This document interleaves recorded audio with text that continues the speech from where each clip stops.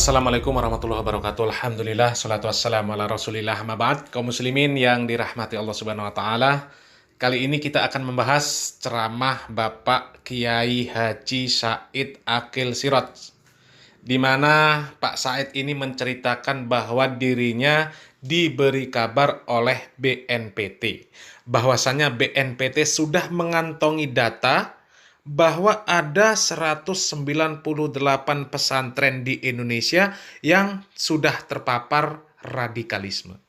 Tapi bagi Said Aqil Siraj itu kurang. Ada yang belum dimasukkan. Dan salah satu nama yang disebut oleh Said Aqil Siraj itu sangat mencengangkan kaum muslimin. Kita simak videonya. Anak-anak kita mari kita jaga, kita bimbing, kita didik dengan yang benar. Dipesantrenkan, cari pesantren yang benar. Pesantren pun sekarang pesantren yang sudah terpapar radikal, kata Pak Jenderal Boy Rafli BNPT, 198 pesantren.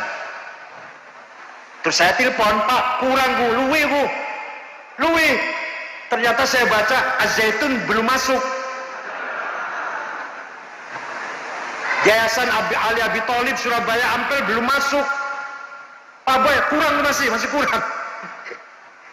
Jadi menurut data BNPT, Komjen Boy Rafli, pidato atau pemaparan di DPR, pesantren radikal ada 198. Menurut saya lebih dari itu. Hati-hati nggih, pesantren anak hati-hati ya.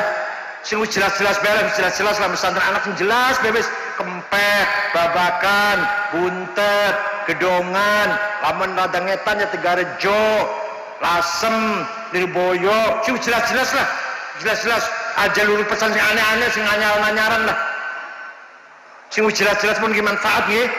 Arjawinangun, mangga wis jelas-jelas warisannya ulama-ulama kibar, izam, aulia, ulama-ulama besar, Kiai Syatori, Kiai Abbas, Kiai Amin Babakan Cuaringin. Yayasan Ali bin Abi Tholib yang ada di Semampir, Surabaya, disebut sebagai yayasan radikal kaum muslimin. Yayasan Ali bin Abi Tholib yang dimaksud Said Aqil Siraj ini kan universitas, sekolah tinggi agama Islam Ali bin Abi Tholib yang ada di Jalan Sidotopo, Semampir, Surabaya, dekat dengan makam Sunan Ampel, Surabaya. Kok bisa disebut radikal, itu dilihat dari mananya, Pak?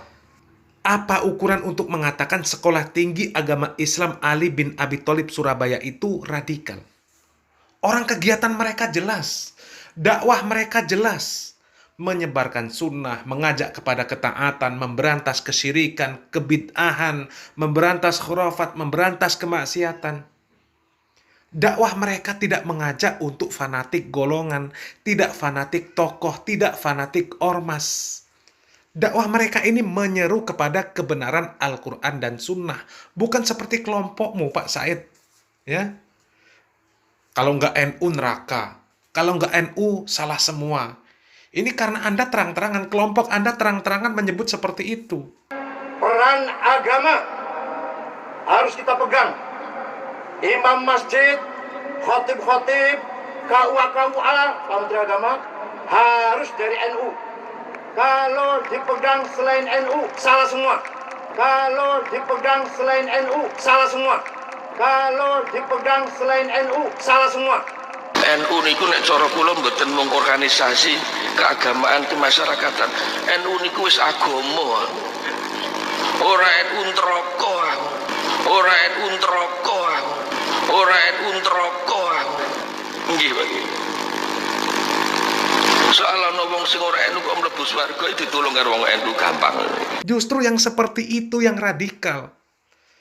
Jadi Anda ini maling teriak maling.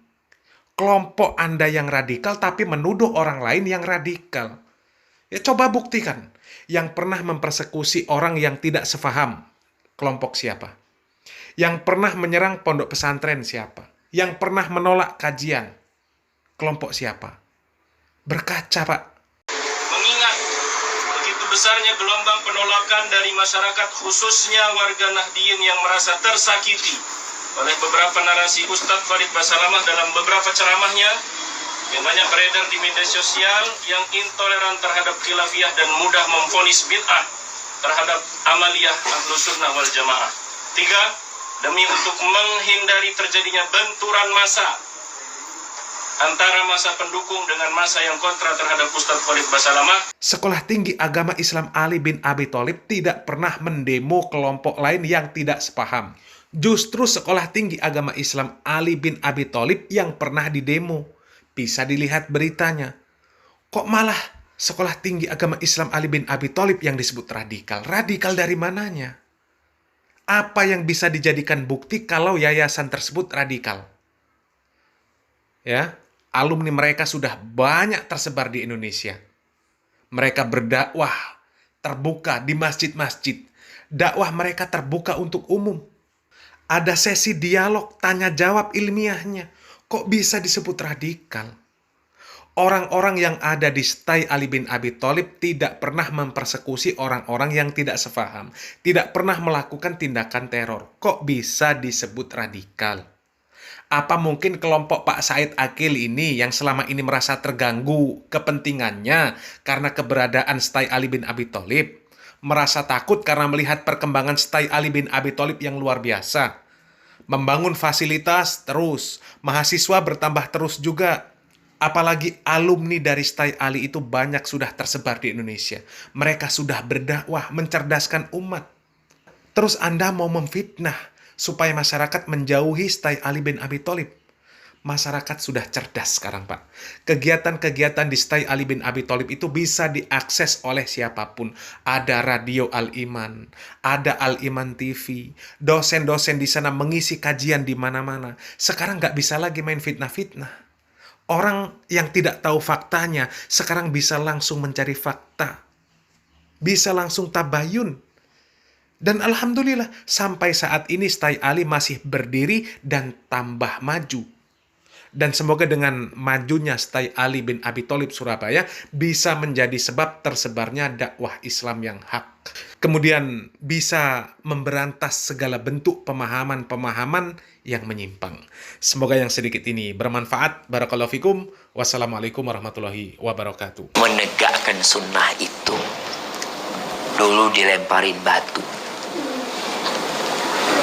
dulu diusir.